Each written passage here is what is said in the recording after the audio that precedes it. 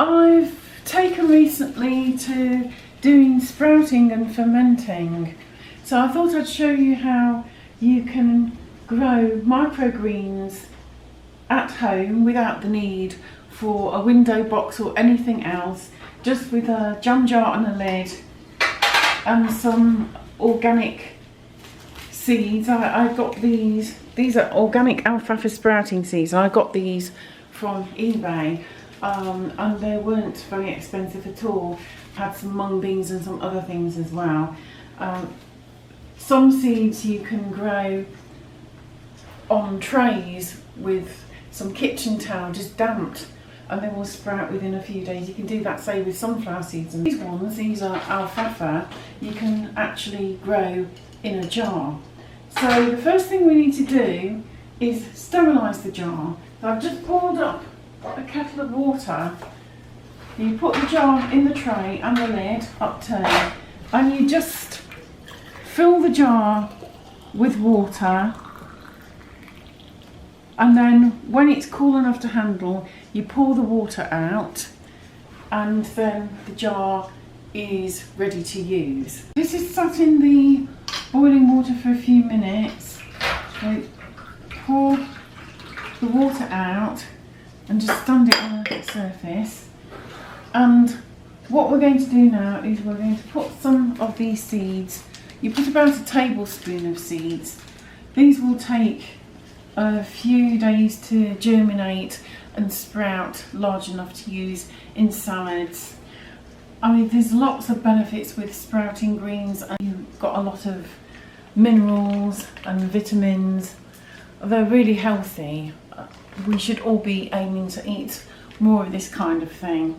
So I'm going to just eyeball this. This is about a tablespoon. The cats have been a bit naughty today. They keep arguing all the time. They've been in for 2 days because it's been raining solid, and they've got too much energy that they haven't managed to get rid of, so that they're getting a bit argumentative.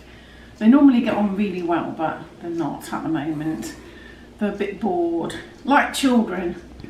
So this is about a tablespoon in there, and then what we do is we need to use either bottled natural mineral water, or you can use filtered water, but don't use tap water. It's often got chlorine in and other things like fluoride. We don't want anything like that in. It needs to be pure.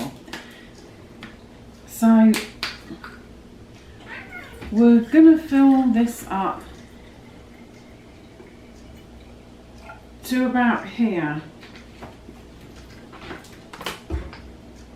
and we leave it for about 24 hours, just as it is. So screw the lid on really tight and just put it somewhere out of direct sunlight, preferably in a cool, dark corner. Just keep it upright like this, and then tomorrow I'll show you what we do next. This has been soaking all night. What we need to do is we need to tip out the water. Now these seeds are really small, so I'm going to put over this piece of muslin. This is clean muslin, but sometimes when I've used muslin before, I always wash it thoroughly and re-sterilise it in the dishwasher and then reuse it. So I'm going to tip this water out. You might get a bit of surface tension, especially with the smaller seeds. So if that happens, just pull the cloth and then tap and then pour until it's all out. So I'm taking this off now, and we need to rinse it through properly. So I'm going to put in just a bit of water this time.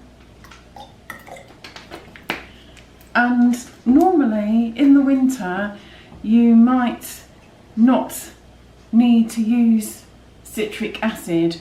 It's normally used in the summer months when it's more humid, but this house is quite humid all year round. The humidity is there all the time. Now you can buy little tubs of citric acid, but I like to be purely natural, and I use a little bit of lemon juice. So you just need the tiniest squeeze, that'll be enough. And then you put the cloth back on,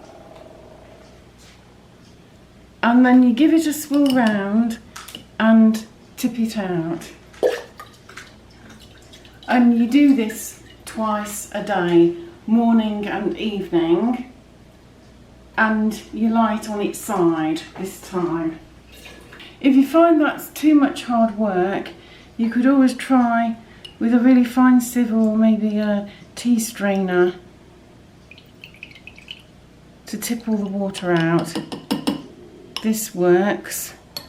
And then you can just tip the seeds very carefully back in. I'm going to replace the muslin and the lid, and that's going to lie on its side now until this evening. And then this evening you do the same thing. You take the top off, you strain out the water, and you put some water back in and a little squeeze of lemon. Rinse it, replace lid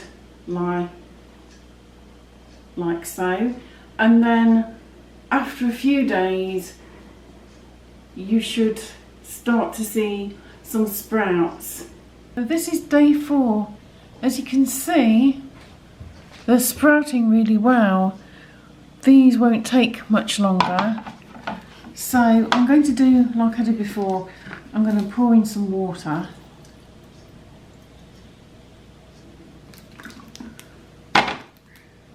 And a squeeze of lemon.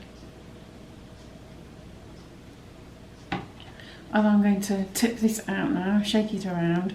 And I'm going to change the muslin. Do that if you think it's getting a bit manky, just get a fresh piece. And the lid goes back on, and that's going to go like that now until tomorrow morning. You can see how the sprouts have grown in just a few days. And now they're ready to harvest. So we just remove this, and we're going to tip them out onto the kitchen paper, pull them out carefully. So that's most of them. And then we can dry them on kitchen paper. This is really important to stop them from going mouldy. There'll probably be quite a bit of water residue on them, even though we've drained them twice a day. So look at those, they were in one big clump. I had to pull to get them out. Just those couple of tablespoons of seeds have made all those.